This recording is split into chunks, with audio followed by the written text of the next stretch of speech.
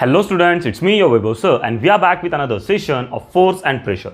Students last सेशनपर्यंत आपण बघितलं होतं की तुमचा प्रेशर काय असतो आणि त्या प्रेशरच्या एक्सप्लेनेशन नंतर आपण एक एक्सपेरिमेंट घेतला होता तुमच्या लिक्विड बॉटल्सचा, बरोबर, ज्यात आपण वॉटर फिल केलं होतं. आता ते जे वॉटर फिल केल्यानंतर जो काही एक्सपेरिमेंट घडला, जो काही अनुभव आपल्याला बघायला मिळाला, तो सगळा अनुभव आपल्याला आज काय करायचा आहे, नोट डाऊन करून घ्यायचा आहे. आणि तो नोट डाऊन करतो आपण under heading pressure on liquid, किंवा रादर तुम्ही त्याला डायरेक्ट लिक्विड प्रेशर म्हटलं तरी सुद्धा चालेल. लिक्विड प्रेशर म्हणू आपण, लिक्विड प्रेशर. लिक्विड प्रेशर नीट लक्ष द्याल आता स्टुडंट्स. काल आपण काय बघितलं, दोन बॉटल्स होत्या. त्या दोन बॉटल्सला आपण काय केलं होतं, सगळ्यात फर्स्ट थिंग तर पहिल्या बॉटलमध्ये, प्लॅस्टिक बॉटलमध्ये आपण ग्लास गरम करून टाकली होती, ग्लासची ट्यूब. त्याच्यातनं पाणी बाहेर यायला लागलं आणि ते पाणी आपल्या बलूनमध्ये फिल होत होतं आणि बलून इन्फ्लेट झाला. याचा अर्थ की तुमचं जे काही लिक्विड आहे ते कंटेनरच्या वॉल्सवरती काय एक्झर्ट करतं, प्रेशर एक्झर्ट करतं. सो सगळ्यात फर्स्ट पॉईंट काय लिहिणार आहात, the liquid एक्झर्ट्स pressure on wall of container. ठीक आहे, फर्स्ट थिंग. सेकंड, जर सपोज आपण बघितलं जे लिक्विड तुमच्या कंटेनरवर मारलेल्या, कंटेनरच्या वॉलवर मारलेल्या पिन होल्समधनं बाहेर येतं, ते जर खूप जास्त हाईटवर असेल तर कसं येणार आहे, जवळ पडणार, आणि जर खूप खाली असेल तर दूर पडणार. म्हणजे the pressure exerted on wall depends on the level of liquid, म्हणजे लिक्विडच्या लेवलवर डिपेंड करतं. तर ती एक कंक्लुजनची लाईन लिहिणार, the pressure exerted on walls depends on level of liquid. Comma करून लिहाल, दॅट इज किंवा अदर लिक्विड एवढं लिहिलं तरी चालेल. आपण सेकंड पॉईंट करून टाकू, चला त्याला. Sorry, next point, third point, म्हणजे लय गोंधळ व्हायचा नाही, जास्त गोष्टी लक्षात ठेवावं लागणार नाही. आता तिसरा मुद्दा, सेम लेवल. आपण बघितलं होतं होल मारताना आपण वर खाली जर मारले तर फ्लो इकडे तिकडे वेगळा वेगळा पडतो. पण एकाच लाईनमध्ये जर समजा आपण होल्स केले तर त्या केसमध्ये काय घडायचं, तर तुमच्या सगळीकडचे, म्हणजे जेवढं पण तुमचं ते लिक्विड होतं ते पर्टिक्युलर लिक्विड कोणत्याही ठिकाणी होल मारा पण सेम लेवलला, तर त्याचं जे अंतर असायचं बॉटलपासूनचं ते कसं असायचं, सेम. म्हणजे the pressure on same level at any point is same. येते लक्षात. म्हणजे जर समजा आपण कोणत्याही लेवलला गेलो आणि कोणत्याही लेवलला जर समजा आपण काय केलं, कुठेही, म्हणजे सॉरी कोणत्याही लेवलला नाही, कोणत्याही पॉईंटवरती गेलो सेम लेवलच्या, तर त्या केसमध्ये तुम्हाला जो प्रेशर आढळणार आहे तो कसा राहणार, सेम. म्हणजेच काय, the pressure on same level at any point is same. येते लक्षात. तर ह्या तीन बेसिक थिंग्स लक्षात ठेवायच्या आपल्याला लिक्विड प्रेशरमध्ये. तुम्ही काय करणार आहात, त्या बॉटल्सच्या ज्या डायग्राम आपण काल ड्रॉ केल्या होत्या त्यांच्या केसमध्ये तुम्ही व्हिडिओ आता पहिले पॉज कराल आणि तेवढं फक्त काय कराल, हे 3 पॉईंट्स तिथे नोट डाऊन करून घ्या. झाले लिहून स्टुडंट्स. आता आपला जो सेकंड पॉईंट आहे, जसं की आपण लिक्विडवरती प्रेशर बघितला तसाच आपल्याला प्रेशर एक्झर्ट होताना बघायचा आहे पर्टिक्युलरली तुमच्या सॉलिड्सवर सुद्धा.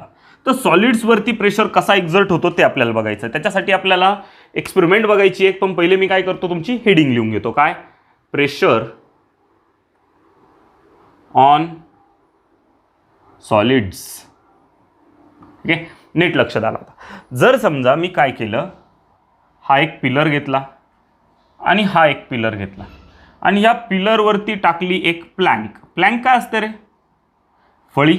ओके, सो आता ही जी तुमची प्लॅंक आहे, ह्या प्लॅंकवरती मी काय केलं, समजा 2 कंडिशन केल्या. समजा हाच सेम असाच एक पिलर मी खाली घेतला, सेम असाच पिलर मी खाली इकडेही घेतला, इकडे पण काय केलं, सेम तशीच एक प्लॅंक ठेवली. ह्या पर्टिक्युलर प्लॅंकवरती आता आपण वेगवेगळ्या वेने लोडिंग करणार आहोत. आता सगळ्यात फर्स्ट थिंग नीट लक्ष द्या, मी पहिल्या केसमध्ये काय केलं, इथे पुस्तकं वगैरे ठेवायला चालू केले. एकाच ठिकाणी एकावर एक भरपूर सारे पुस्तकं ठेवली. तुम्ही म्हणाल सर एवढं जाड पुस्तक असतं का, तर जी पण आपली रेफरन्स बुक्स असतात ते एवढं जाड असतात. ओके, सो मी काय केलं, समजा 4 रेफरन्स बुक अशा इथे ठेवून दिल्या आणि तेच मी काय केलं, इकडे 4 रेफरन्स बुक अशा शेजारी शेजारी ठेवल्या. ठीक आहे. आता ह्या 4 रेफरन्स बुक आणि वरच्या 4 रेफरन्स बुक ह्या सगळ्यांमध्ये तुम्हाला काही फरक जाणवतोय का? आपण जर बघितलं ह्या सगळ्या रेफरन्स बुक समजा असतील 10 kgच्या. ठीक आहे. ह्या पण सगळ्या मिळून किती आहे 10 kg, कारण त्याच तर रेफरन्स बुक आहेत त्या. ह्या जर सपोज रेफरन्स बुक तुम्ही बघितल्या स्टुडंट्स तर त्या ह्या एवढ्याशाच एरियावरती आहे. ठीक आहे. पण इथे जर बघितलं तर ह्या रेफरन्स बुक ह्या एवढ्या एरियावरती आहे. म्हणजे मी जर समजा तुम्हाला विचारलं की मग प्रेशर कुठे जास्त राहील आणि कुठे कमी राहील, चेक करूया आपण. समजा आपण इथे कन्सिडर केलं 10 मीटर स्क्वेअर एवढा याला, तर इथे किती राहतील 10 10 10 10 किती 40 मीटर स्क्वेअर, बरोबर ना. मी काय करतो, माझा प्रेशरचं कॅल्क्युलेशन करतो. प्रेशर काय राहतो, प्रेशर असतो फोर्स अपॉन एरिया, बरोबर. असं कन्सिडर करूया. हे केजी ऐवजी मी काय केलं, समजा न्यूटन घेतलं, म्हणजे डायरेक्ट फोर्सच्या टर्म्समध्ये जाईल, बरोबर ना. ग्रॅव्हिटी घ्यायची गरज पडायची नाही. आता मी जर बघितलं 10 न्यूटनचा फोर्स 10 मीटर स्क्वेअरवर आहे, म्हणजे किती आला आन्सर 1. म्हणजे इथे तुमचा 1 न्यूटन पर मीटर स्क्वेअर किंवा पास्कल इतका प्रेशर आहे, बरोबर, पहिल्या केसमध्ये. दुसऱ्या केसमध्ये बघा स्टुडंट्स, इथे प्रेशर इज इक्वल्स टू परत काय घेणार, फोर्स अपॉन एरिया. फोर्स किती रे आता परत सगळे मिळून 10 न्यूटन होतो, 10 न्यूटन. आणि जर एरिया बघितला, एरिया किती आता 40 मीटर स्क्वेअर. सो इथे किती घेतला 40. सो 10 1 जा 10 4 जा म्हणजेच किती 0.25 न्यूटन पर मीटर स्क्वेअर. आता जर आपण बघितलं स्टुडंट्स, इकडे सगळ्यात जास्त प्रेशर कुठे होता, इथे, आणि प्रेशर कमी कुठे होता, इकडे. अशा केसमध्ये आपण जर बघितलं, ही जी प्लॅंक आहे ही सेंटरला काय होणार आहे, सॅग होणार. म्हणजेच काय, सेंटरला थोडं तरी याच्यामध्ये ना असं डिफ्लेक्शन जाणवेल, पण ही होणार का तशी नाही, ही ॲज इट इज राहणार आहे. त्या लक्षात. तर त्याचं कारण काय, तर आपण इकडे काय केलं होतं, एक पॉईंट लोड दिला, एकाच पॉईंटवरती कॉन्सन्ट्रेटेड लोड दिला, त्याला काय म्हणतात पॉईंट लोड. आणि इकडे जर बघितलं तर आपण इकडे युनिफॉर्मली डिस्ट्रीब्युटेड लोड दिला, म्हणजे हा जो सगळा लोड होता हा युनिफॉर्मली म्हणजे इक्वली डिस्ट्रीब्यूट केला गेला होता, बरोबर ना. म्हणून इकडे प्रेशर जास्त एक्झर्ट झाला का नाही. तर काय लक्षात ठेवाल, pressure on solid depends on the weight applied on it. ठीक आहे. आता ते जे काही वेट अप्लाय केलं होतं किंवा ते जे काही तुम्ही फोर्स अप्लाय केला आहे त्याच्यावर ते डिपेंड करेल. आणि तो फोर्स कशाच्या यांनी कम्पेअर करायचा आपल्याला, एरियाने, बरोबर. म्हणजेच काय, the pressure on solid depends on the force applied per unit area on the solid. म्हणजे तुम्ही कोणत्याही सॉलिडवरती किती फोर्स अप्लाय करता, किती एरियामध्ये, त्याच्यावर अवलंबून आहे आपला काय, pressure on solid. So concept डोक्यात जाते तुमच्या सगळ्यांच्या. ही एक्सपेरिमेंट फक्त समजण्यासाठी लक्षात ठेवायची, हे कॅल्क्युलेशन सुद्धा फक्त समजण्यासाठी तुम्हाला सांगितलंय मी. बाकी रादर ही कॉन्सेप्ट खूप सोपी लक्षात ठेवायला, की बाबा एखाद्याच ठिकाणी, म्हणजे आपण बघा एखाद्या केसमध्ये एखादी गोष्ट तोडायची असेल, झाड तोडायचं आहे समजा, ठीक आहे. तर झाड तोडताना आपण कुऱ्हाड घेऊन सगळे touch touch touch touch touch करत बसतो का, नाही. आपण एकाच ठिकाणी कॉन्सन्ट्रेटेडली, म्हणजे 100 जर समजा वार करायचे असतील तर ते एकाच ठिकाणी मारतो, जेणेकरून तिथेच फक्त कॉन्सन्ट्रेटेडली माझा सगळा लोड अप्लाय होईल आणि तो सगळा फोर्स आणि तेवढाच छोटासा एरिया जर समजा मी कॅल्क्युलेट केला तर त्या ठिकाणी खूप जास्त प्रेशर एक्झर्ट होईल. आता मी तेच जर सगळीकडे झाडाला थोडं थोडं थोडं थोडं टच करत राहिलो तर सगळीकडे अख्ख्या एरियामध्ये थोडासाच फोर्स अप्लाय होणार, म्हणजे तिकडे प्रेशर कमी एक्झर्ट होणार आणि झाड पडणार नाही. तर कॉन्सन्ट्रेशन किंवा रादर तुमचं जे काही एका ठिकाणी प्रेशर अप्लाय करण्याचा जो काही उद्देश असतो तो कशासाठी असतो, तर एखाद्याच ठिकाणी तुम्हाला प्रेशर अप्लाय करून एखादी गोष्ट ब्रेक करायची, तर त्या केसमध्ये आपण काय करतो, तिथे प्रेशर जास्त एक्झर्ट करतो. मग तो जो काही सॉलिड प्रेशर आहे तो कसा कॅल्क्युलेट करायचा, की आपण त्या सॉलिडवर किती फोर्स अप्लाय करतो, किती एरियामध्ये, तो काय झाला त्या सॉलिडचा प्रेशर. सो कॉन्सेप्ट डोक्यात गेली. सो आपण फक्त इथे एक छोटीशी टिप्पणी करून घेऊया की सॉलिडचा जो प्रेशर असतो तो कशावर अवलंबून असतो. सो काय लिहिणार, the pressure on solid depends on the force applied per unit area. ठीक आहे. आता जर सपोज आपण बघितलं, तुमच्यासाठी ह्या वाक्याचं एक्सप्लेनेशन खूप छान पद्धतीने आहे, बरोबर. तुम्ही काय करणार आहात, आता तुमची व्हिडिओ पॉज कराल आणि लिहून घ्याल तुमचा प्रेशर ऑन सॉलिड्स. झालं लिहून. चला जाऊया आपल्या नेक्स्ट पॉईंटकडे, जो की आहे गॅसियस प्रेशर, किंवा तुम्ही म्हणू शकता गॅस प्रेशर सुद्धा किंवा प्रेशर ऑन गॅस सुद्धा, तिन्हीही नावं चालतील. आपण वाटलं तर आपल्या टेक्स्ट वाईज नाव लिहूया. टेक्स्टमध्ये त्याला म्हणता आहेत, टेक्स्टबुकमध्ये त्याला नाव दिलं गॅस प्रेशर. ओके. सो आपणही ॲज इट इज तसंच्या तसं नाव देऊ. Gas pressure. आता सगळ्यात first thing students, gas pressure शिकण्यासाठी सगळ्यात पहिले शिकावं लागेल आपल्याला पास्कलचं म्हणणं. पास्कलचं म्हणणं काय होतं नीट आठवाल परत एकदा. मी तुम्हाला सांगितलं होतं की कोणत्याही बंद चेंबरला तुम्ही जर काही थोडाफार प्रेशर एक्झर्ट केला तर तो प्रेशर तुम्ही त्या बंद चेंबरच्या कोणत्याही पॉईंटला जाऊन मोजा, सगळीकडे तो कसा आढळेल, सेम. म्हणजेच तो कसा होतो, इक्वली पास होतो, युनिफॉर्मली काय केला जातो, पुढे ट्रान्समिट केला जातो, बरोबर. आता मग आपल्याला गॅस प्रेशर जर शिकायचं असेल तर पहिले सगळ्यात इनिशियली आपल्याला समजून घ्यावं लागेल की कोणत्या पण एन्क्लोज चेंबरमध्ये गॅस फिल केला तर मध्ये काय परिस्थिती असते. तर बघूया आपण. जर सपोज काय केला, एखादा बलून घेतला आणि तो केलाय समजा असा इन्फ्लेट, ठीक आहे, असा फुगवून वगैरे घेतलाय. आता याला फुगवून घेतल्यानंतरची परिस्थिती सांगतो स्टुडंट्स तुम्हाला. मी काय केलं, फुगवून घेतलं आणि याला इकडनं बंद करून टाकलं, ठीक आहे. सपोज मी याला काय केलंय, बंद केलंय, ठीक आहे. आता जर सपोज आपण बघितलं स्टुडंट्स, या केसमध्ये इथे हे जे गॅस मॉलिक्युल्स असतात ना, हे सगळे मॉलिक्युल्स असे इकडे तिकडे रॅन्डम मोशन परफॉर्म करत असतात, ठीक आहे, अशी मुवमेंट करत असतात. आणि त्या मुवमेंटने होतं काय, नीट लक्ष द्याल, त्या मुवमेंटने होतं काय, गॅसचा प्रेशर कसा एक्झर्ट होतो ते आपल्याला शिकायचं आहे ना. ही मुवमेंट अशी आडवी तिडवी कुठे पण रॅन्डमली कोणत्याही दिशेत मूव्ह होत आहे. यानी होतं काय, हे गॅस मॉलिक्युल्स पहिले तर एकमेकांवर पण आदळणार, दुसरी गोष्ट ते वॉलवर सुद्धा जाऊन आदळणार आहे. आता एखादा पर्टिक्युलर मॉलिक्यूल, गॅसचा मॉलिक्यूल जर एखाद्या वॉलवर जाऊन स्ट्राईक होतोय तर त्या केसमध्ये तो त्या वॉलवरती काय एक्झर्ट करतो, फोर्स एक्झर्ट करतो, धक्का देतोय ना, कोलाइड होतोय तिथे जाऊन, आपटतोय तिथे जाऊन, म्हटल्यावरती तो त्या भिंतीवर, त्या वॉलवरती, हा जो सरफेस आहे ना, या सरफेसवर काय एक्झर्ट करतो, फोर्स एक्झर्ट करतो. किती एरियामध्ये, त्या छोट्याशा एरियामध्ये. असं एक मॉलिक्यूल करतोय. तुमच्या थोड्याशा गॅसच्या एवढ्याशा बलूनमध्ये ना लाखो करोडो मॉलिक्युल्स असणार आहेत गॅसचे, आणि एवढे सगळे गॅस मॉलिक्युल्स तुमच्या त्या वॉल्सवर सारखा सारखा फोर्स एक्झर्ट करणारे काही एरियामध्ये, म्हणजे सगळे मिळून काय एक्झर्ट करणारे, प्रेशर एक्झर्ट करणारे. आणि हा प्रेशर गॅस मॉलिक्युल्समुळे असतो, म्हणून त्याला काय म्हणतात, गॅस प्रेशर. कॉन्सेप्ट डोक्यात जाती तुमच्या. काय लक्षात ठेवाल, whenever a gas molecule collide on the wall of the container, it exert a force on a particular area. That means it exert pressure on the wall of an container, and this pressure is called as what, gas pressure. Concept डोक्यात जाती तुमच्या सगळ्यांच्या. Gas pressure म्हणजे काय, गॅसच्या मॉलिक्यूलने apply केलेला force per unit area is called as what, gas pressure. Concept डोक्यात जातीये. सो काय काय लिहिणार आहात, बोला पटपट. when a gas is filled in a balloon, ठीक आहे, बलून किंवा अदर कंटेनर म्हणूया आपण, बलूनले स्पेसिफिक होतं ना, container, then the gas molecule tends to collide म्हणजे आदळणे, ठीक आहे, collide on walls of container, ठीक आहे. Next point, it means gas molecule exerts force on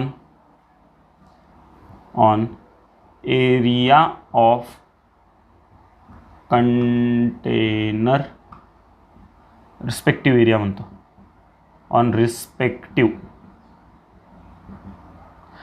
म्हणजे काय, तेवढ्या छोट्याशा एरियावर, ठीक आहे, respective area of container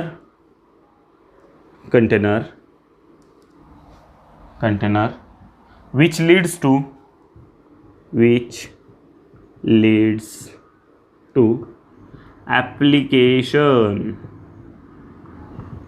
of pressure. काय लिहिलंय नीट लक्षात ठेवाल, फक्त शब्द जडजड वाटतायत पण खूप सोप्या गोष्टी लिहिल्या. काय लिहिलं, when a gas is filled in a container, जेव्हा मी कंटेनरमध्ये गॅस फिल करतो, then the gas molecule tends to collide on wall of container. आणि तेव्हा जेव्हा मी काय केलं, गॅस फिल केला एखाद्या कंटेनरमध्ये, तेव्हा गॅसचे मॉलिक्युल्स त्या कंटेनरच्या भिंतींवर, मग तो फुगा असेल तर फुग्याच्या भिंतींवर, भिंत नसतात फुग्याला, ते बाहेरचं आवरण त्याला वॉल म्हणायचं. ठीक आहे. ते वॉल्सवरती ते काय करणार आहे, काहीतरी फोर्स एक्झर्ट करणार, तिथे जाऊन काय होणार, त्या आदळणार आहेत. ठीक आहे. म्हणजे ते मॉलिक्युल्स त्या वॉल्सवर आदळतील. वॉल्सवरती आदळल्यानंतर होणार काय, तुमचं जे काही पर्टिक्युलर जो मॉलिक्यूल आहे, थोडक्यात तो काय करणार, प्रेशर एक्झर्ट करणार त्या पर्टिक्युलर छोट्याशा एरियावर. म्हणजेच तो काय करणार आहे, तिथे प्रेशर अप्लाय करणार आहे. बरोबर. आणि ह्याच प्रेशरला काय म्हणतात, गॅस प्रेशर. सो काय लिहिणार, this pressure is called gas pressure. समजतंय? खूप सोपं आहे, फक्त थोडंसं एक्सप्लेन करून लिहिलं. ठीक आहे. आता याला तुम्हाला एक सेंटेन्समध्ये डेफिनेशन लिहायची असेल ना, तर डेफिनेशन काय लिहिणार, बोला पटपट. द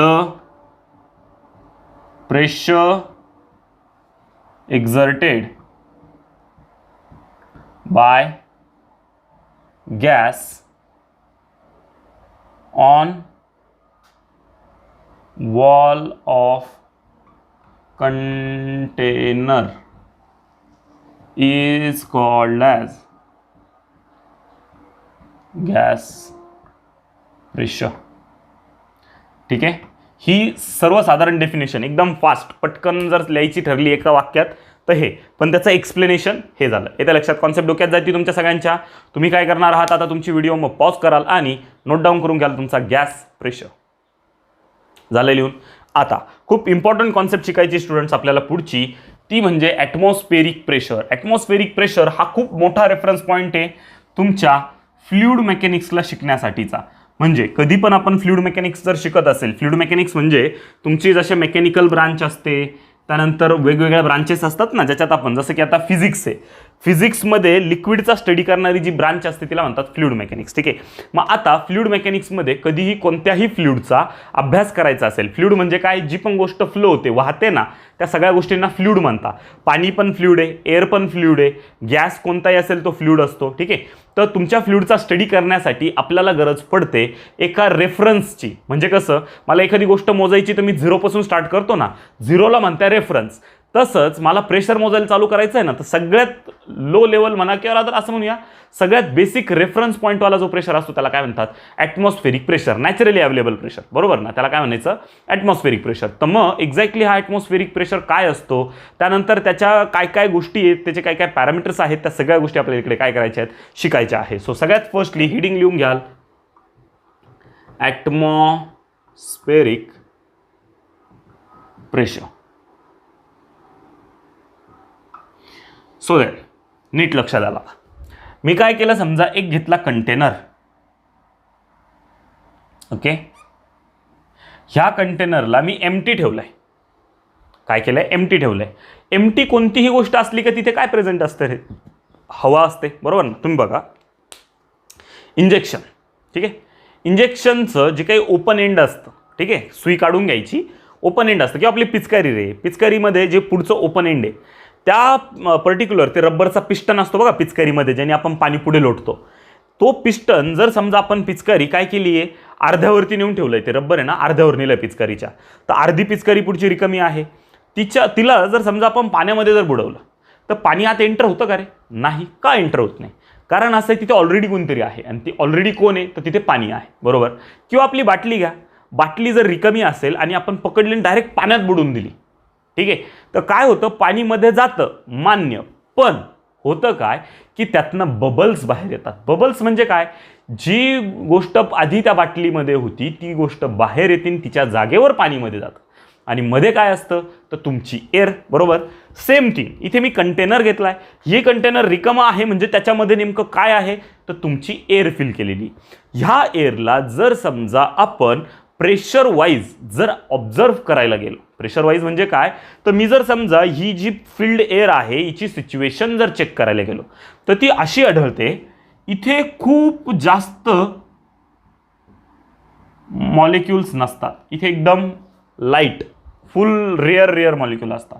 जसं आपण खाली जातो, आता इथे खूप रेअर आहे ना, खाली जसं जसं जातो आपण तसे तसे मॉलिक्युल्स काय होत चालतात, वाढत चालता. म्हणजे जर समजा आपण बघितलं वर कसं एकदम मोकळं मोकळं दिसतंय, पण खाली जर तुम्ही बघितलं खूप दाट दाट, आणि ते कसं इव्हेंच्युअली दाट होत गेलं, एकदम दाट नाही झालं, इव्हेंच्युअली. आता मग नेमकं काय घडलं बरं, तर ॲक्च्युली जर सपोज आपण बघितलं स्टुडंट्स, जो खालचा पोर्शन आहे कमी हाईटचा, त्या कमी हाईटच्या पोर्शनला तुमचा जो काही पर्टिक्युलर प्रेशर आहे तो जास्त आहे, कारण मॉलिक्यूल जास्त आहे. मॉलिक्यूल जास्त असतील तर जास्त फोर्स अप्लाय करतील, आणि जास्त फोर्स असेल तर प्रेशर काय असतो, जास्त असतो. तर खालच्या पोर्शनला तुमचा प्रेशर जास्त आहे, वरच्या पोर्शनला जसं जसं तुम्ही जाल प्रेशर कमी कमी होत जातो. का, तर तिकडे सगळं एअर डायल्यूट होत चालतंय, ठीक आहे. आणि डायल्यूट झाल्यामुळे तुमचा जो प्रेशर आहे तो काय होत चालतो, कमी होतो. मग आता तुम्ही म्हणाल सर मग तुम्ही याला रिलेट कसं करणार ॲटमॉस्फेरिक प्रेशर सोबत, तर लक्षात ठेवा स्टुडंट, जी पण नॅचरली अवेलेबल आपली एअर आहे, ठीक आहे, ही नॅचरली अवेलेबल एअर जर एखाद्या सॉलिडवर, एखाद्या लिक्विडवर,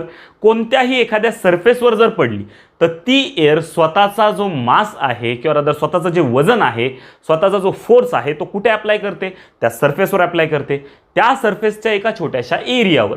म्हणजे ती एअर त्या सरफेसवर काय एक्झर्ट करते, प्रेशर एक्झर्ट करते, आणि ह्याच प्रेशरला म्हणतात तुमचा ॲटमॉस्फेरिक प्रेशर. कॉन्सेप्ट परत सांगतो, the pressure exerted by air on a surface is called अज व्हॉट, ॲटमॉस्फेरिक प्रेशर. म्हणजे तुमची जी एअर असते ना नॅचरली जी अवेलेबल ॲटमॉस्फिअरवाली एअर, ती जी एअर आहे ती एअर काय करते, पर्टिक्युलरली प्रेशर एक्झर्ट करते तुमच्या एखाद्या सरफेसवर, आणि त्याच पर्टिक्युलर सरफेसला काय म्हणतात, त्याच पर्टिक्युलर प्रेशरला काय म्हणतात, तुमचा ॲटमॉस्फेरिक प्रेशर. आणि ॲटमॉस्फेरिक प्रेशरच्या बाबतीत लक्षात ठेवाल, तुमचा ॲटमॉस्फेरिक प्रेशर हा सी लेवलला कन्सिडर केला जातो. सी लेवलला त्याची जी व्हॅल्यू असते ती असते 101 × 10⁻³ पास्कल्स किंवा न्यूटन पर मीटर स्क्वेअर पण तुम्ही म्हणू शकता, आणि यालाच म्हणतात 1 बार सुद्धा. येतं लक्षात. तर ही झाली सी लेवल. आता जसं तुम्ही सी लेवलच्या हाईटला जाणार प्रेशर काय होत चालणार, कमी कमी होत जाणार. आता तुम्हाला एक सिंपल एक्झाम्पल देतो स्टुडंट्स, आपली जी बॉडी, आपल्या बॉडीवर एवढी सगळी एअर काय करते, प्रेशर एक्झर्ट करते. मग आता एवढी सगळी एअर जर आपल्यावरती प्रेशर एक्झर्ट करते, म्हणजे बघा माझ्या एक्झॅक्टवर मी जेवढा आहे ना, माझ्या एक्झॅक्टवर स्ट्रेट जर वरपर्यंत कन्सिडर केलं, एकदम हाईटपर्यंत ॲटमॉस्फिअरमध्ये 16 किलोमीटरपर्यंत, तर 16 किलोमीटरपर्यंत ॲटमॉस्फिअर आहे, 16 किलोमीटरपर्यंत सगळी एअर आहे. मग एवढी एअर मला जर समजा खाली फोर्स करते, माझ्यावरती खाली फोर्स अप्लाय करते, बरोबर ना, तर त्या केसमध्ये मी तर डायरेक्ट खाली जमिनीत निघून जायला पाहिजे होतं, किंवा मी डायरेक्ट क्रश होऊन जायला पाहिजे होतं त्या ॲटमॉस्फेरिक प्रेशरने.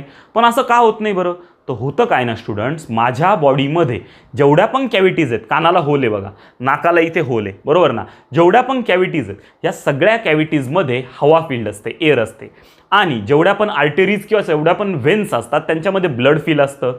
आता हे ब्लड आर्टरीजमधलं जे फ्लुइड असेल किंवा कॅव्हिटीजमधली हवा असेल, ह्या सगळ्या एअरने काय केलं जातं, वरून अप्लाय होणारी जी ॲटमॉस्फेरिक प्रेशर आहे ना, तो बॅलन्स केला जातो. आपण बघितलंय जेव्हा बॅलन्स फोर्स असेल तेव्हा आपली मुवमेंट होते का, नाही. म्हणजे वरून येणारा फोर्स खालून असलेल्या ह्या फ्लुइडच्या फोर्सने काय केला जातो, अडवला जातो, किंवा वरून अप्लाय होणारा प्रेशर खालच्या प्रेशरने काय केला जातो, बॅलन्स केला जातो. म्हणून आपण इथे एकदम इझिली अर्थच्या सरफेसवर राहतो. नाही तर ॲटमॉस्फेरिक प्रेशरने आपण डायरेक्ट कुठे निघून गेलो असतो, खाली निघून गेलो असतो. येतं लक्षात. सो कॉन्सेप्ट डोक्यात जाते तुमच्या सगळ्यांच्या. ॲटमॉस्फेरिक प्रेशर काय, मग पहिले बेसिक थिंग कळाली. काय लक्षात ठेवायचं, ॲटमॉस्फेरिक प्रेशर म्हणजे काय, the pressure exerted by air on any object is called as what, atmospheric pressure. Second thing काय लक्षात ठेवाल, atmospheric pressure, Earth is surrounded by what, atmosphere around 1600 kilometres of height, म्हणजे 16,000 किलोमीटर हाईट इतक्या लेवलला काय वेढलेलं आहे, सगळं ॲटमॉस्फिअर आहे. आणि ह्याच लेवलमध्ये सगळी जी एअर प्रेझेंट आहे ती एअर कुठे ओढली जाते, अर्थच्या सेंटरकडे. कारण जर सपोज आपण बघितलं ग्रॅव्हिटी त्याला पुल करते अर्थच्या मास, एअरच्या मासला, म्हणून ती एअर काय करते, तुमच्या अर्थवर प्रेशर एक्झर्ट करते, आणि तो जो काही प्रेशर एक्झर्ट होतो त्यालाच काय म्हणतात, ॲटमॉस्फेरिक प्रेशर. आता हा ॲटमॉस्फेरिक प्रेशर जर आपण सी लेवलला मोजला तर तो किती असतो, 101 काय राहणार × 10⁻³ पास्कल किंवा न्यूटन पर मीटर स्क्वेअर इतका तो काय असतो, तो प्रेशर असतो. त्याला बारमध्ये मोजलं तर 1 बार कन्सिडर केलं जातं. येतं लक्षात. आता हे झालं पूर्ण तुमच्या कशाचं कॅल्क्युलेशन, ॲटमॉस्फेरिक प्रेशर किती असतो वगैरे. आता सी लेवलच्या वरती जर गेलो तर एअर कशी होणार, डायल्यूट होणार. खाली डेन्स होती, वर कशी राहते, डायल्यूट असते. म्हणजे वरती प्रेशर काय होत जाणार, कमी कमी होत जाणार. येतं लक्षात. सो कॉन्सेप्ट डोक्यात जाते प्रत्येकाच्या. क्लिअर. चला नोट डाऊन करून घेऊया ॲटमॉस्फेरिक प्रेशर. काय लिहिणार सगळ्यात पहिले, the pressure due to air, atmospheric air म्हणतो, atmospheric atmospheric air is called as atmospheric pressure. ही खूप बेसिक लेवलची डेफिनेशन झाली. जसं तुम्ही 11वी-12वी जाल ना तिकडे तुम्हाला फ्लुइड शिकायचे, ठीक आहे. मेकॅनिकल प्रॉपर्टीज ऑफ फ्लुइड नावाचा एक चॅप्टर असतो 12वीला. त्या चॅप्टरमध्ये तुम्हाला या ॲटमॉस्फेरिक प्रेशरची वेगळी डेफिनेशन शिकायला भेटेल, जी थोडी अजून डेप्थमध्ये असेल, की बाबा नुसते एअर मॉलिक्युलर्स कसे प्रेशर एक्झर्ट करतात, काय असतं एक्झॅक्टली तिथलं पर्टिक्युलर टोटल टेक्निकल पार्ट, ते सगळ्या गोष्टी आपल्याला तिकडे बघायला भेटतील. सध्या तुम्ही फक्त एवढी बेसिक डेफिनेशन लक्षात ठेवाल. इथे दुसरी गोष्ट काय लिहायची आहे, the earth is surrounded by atmosphere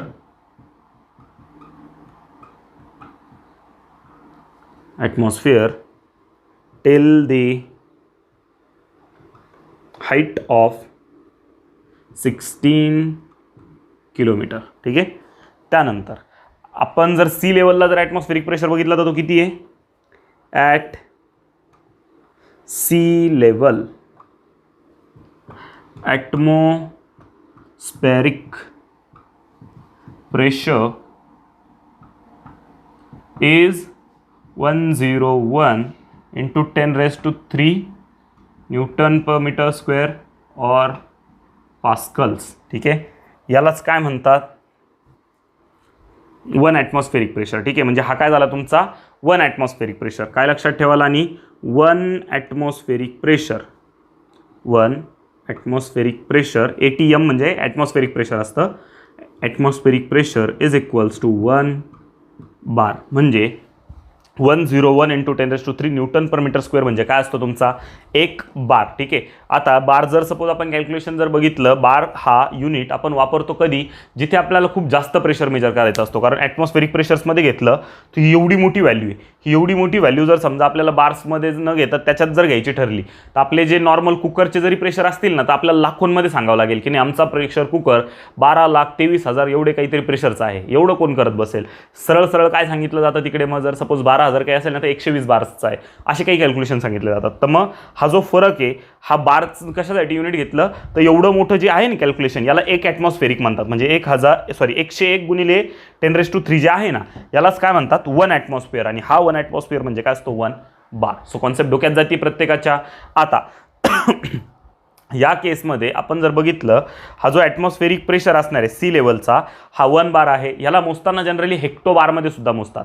म्हणजे जर सपोज आपण बघितलं 1 मिलीबार जर घेतला ना आपण, तर 1 मिलीबार म्हणजे असतो तुमचा पर्टिक्युलरली 2 10⁻² हेक्टोबार, ठीक आहे. मग ते कॅल्क्युलेशन्स असणार आहेत. आपल्याला इम्पॉर्टंट फक्त एवढीच किंमत लक्षात ठेवायची. हे बार जरी लक्षात राहिले नाही तरी चालेल, पण ही किंमत खूप महत्त्वाची येते लक्षात. तर हे होतं स्टुडंट्स तुमचं ॲटमॉस्फेरिक प्रेशर. आणि याच्यात एक ती ब्लडची सिच्युएशन लक्षात ठेवाल. आपल्या ह्युमन बॉडीमध्ये सगळ्या कॅव्हिटीज ज्या असतात तिथे एअर फील्ड आहे, आणि जेवढ्या पण वेन्स आणि अर्टरीज आहेत त्याच्यात ब्लड फील्ड आहे. मग यामुळे होतं काय की बाहेरचा जो ॲटमॉस्फेरिक प्रेशर आहे तो आपल्या बॉडीवरती ॲक्ट होऊ शकत नाही. का, तो जरी ॲक्ट झाला आपल्या हेडवरती जरी तो प्रेशर अप्लाय करतोय, पण त्याला इक्वल अँड अपोजिट फोर्स आपल्या आत असलेलं फ्लुइड अप्लाय करते, म्हणून ते बॅलन्स होऊन जाताना आपण खाली जमिनीमध्ये जात नाही. So this was all about what your atmospheric pressure. याची अजून काही जी थोडीफार डिटेलिंग राहिली आहे ती आपण पुढच्या लेक्चरमध्ये बघणार आहोत. पण तुम्ही आता सध्या काय करणार आहात, ही सगळी जी काही डिटेलिंग मी तुम्हाला आज दिली ती सगळी नोट डाऊन करून घ्या. झाली नोट. आता स्टुडंट्स आपले 2 खूप इम्पॉर्टंट पॉईंट्स राहिले. एक म्हणजे बियॉन्ड फोर्स. बियॉन्ड फोर्स म्हणजे तुमच्या जेवढ्या पण जहाज असतात हे सगळे जहाज पाण्यात तरंगतात कसे, एवढं वेट असताना पण कसे तरंगतात, याची एक इम्पॉर्टंट थिंग आहे, ती तुम्हाला मी एक्सप्लेन करणार आहे. आणि सेकंड इम्पॉर्टंट पार्ट जो आपल्याला घ्यायचा आहे तो म्हणजे आर्किमिडीज प्रिन्सिपल. आर्किमिडीज प्रिन्सिपल जर नसता तर आपलं नॅव्हल डिपार्टमेंट काहीच काम करू शकलं नसतं. हा खूप मोठा रिसर्च आहे तुमच्या नॅव्हल किंवा मरीन सेक्टरमधला. सो ते 2 ज्या गोष्टी आहेत ना, तुमची बोट कशी तरंगते पाण्यात, काय काय कंडिशन्स आहेत, त्या सगळ्या गोष्टी आपण आपल्या पुढच्या सेशनमध्ये बघणार आहोत. तर तोपर्यंत तुम्ही काय करणार आहात, आज जेवढ्या गोष्टी मी सांगितल्या त्या छान वाचून घ्याल, नीट समजून घ्याल. पाठांतर करायचं नाही आहे, बेसिक थिंग्स समजून घ्यायच्या आहे. आणि तशा आपल्यालाही लिहिता येतात का, मी जसं इकडे शिकवतो आणि मग नंतर लिहितो तसं तुम्हालाही लिहिता येतं का याची प्रॅक्टिसिंग कराल. पण अजिबात पाठांतर करू नका, त्याने तुमचं नॉलेज नाही इन्क्रीज होणार, तुमच्या डोक्यावरचा प्रेशर इन्क्रीज होईल, जो की आज आपण बघितला. येतं लक्षात. So this was done with today's session. What you are going to do, you are going to study all those notes and we'll meet in another session with another topic. Till then, stay home, stay safe. Thank you.